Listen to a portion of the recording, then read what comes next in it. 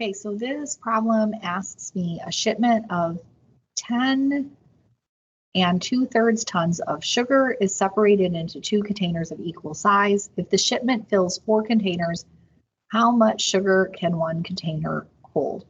So what happens when our brain sees this number, it basically stops working and doesn't do anything. So what I recommend is that we change this into something easier.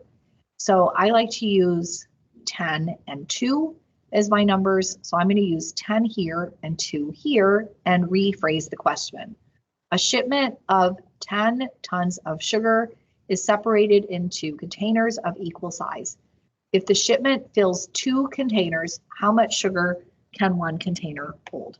Okay, so basically what we have is a shipment. We have, so it says a shipment of 10 tons of sugar.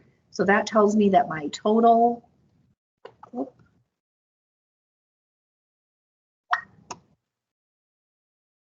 again, come up, there we go. So this tells me that my total sugar is 10, and then the shipment fills, so we fill 2 containers. Okay, so 10 tons of sugar fills 2 containers. How much sugar can 1 container hold? So that means that 1 container, if 2 containers holds 10, 1 container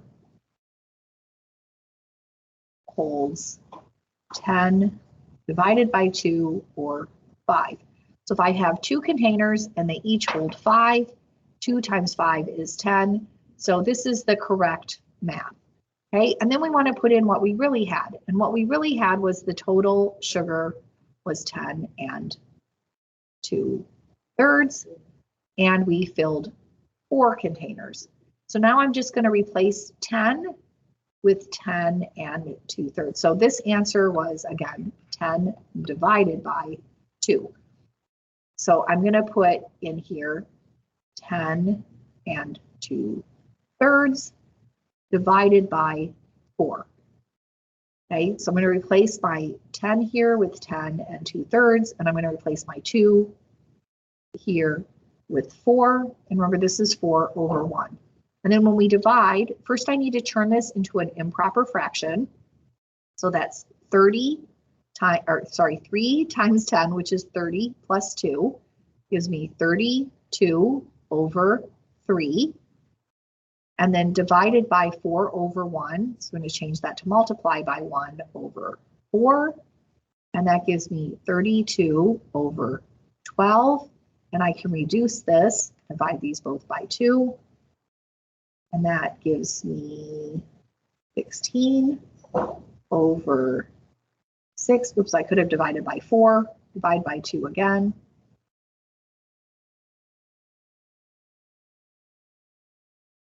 And I get 8 over 3. So I could have divided here by 4 and got 8 over 3 sooner.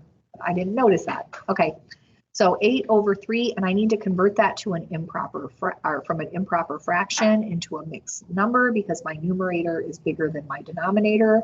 And I do that by dividing 8 by 3. 3 goes into 8 2 times. 2 times 3 is 6. And I have 2 left over. So that is 2 and 2/3. We take the leftover and divide it by the divisor.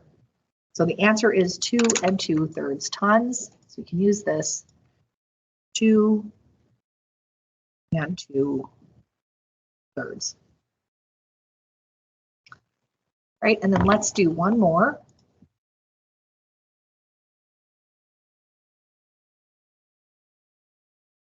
Okay, a farmer's land is separated into sections of size 2 1/7 acres. Suppose there are 4 3/8 such sections. How many acres of land does the farmer own? So again, we just want to use whole numbers. So in this case, I'm just going to use 2 and 4. So the farmer's land is separated into sections. of size 2 acres. So land in sections of 2 acres. And then there are 4 sections. How many acres of land does he own? Okay, so the land is separated into sections of 2 acres. There are 4 sections. How much land? So they're asking me for the total land.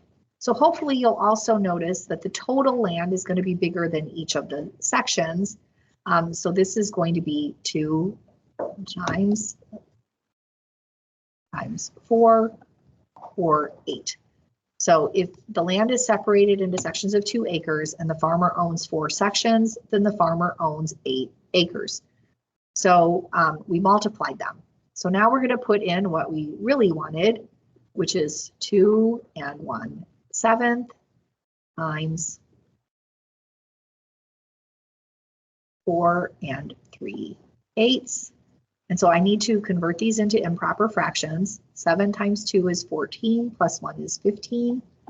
15 over 7 times 8 times 4 is 32, plus 3 is 35. 35 over 8. And then I cannot do this in any way, shape, or form in my head. So I will pull out my calculator. 15 times 35 is 525. Divided by 7 times 8, which is 56. Okay, so these are both actually divisible by 7. So I'm going to divide both of these by 7.